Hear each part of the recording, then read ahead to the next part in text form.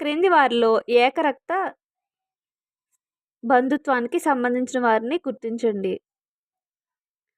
Option A సోదరుడు సోదరి, option B తల్లి కొడుకు, ఆప్షన్ సి తండ్రి కూతురు, ఆప్షన్ డి బావ బావమరిది. Correct answer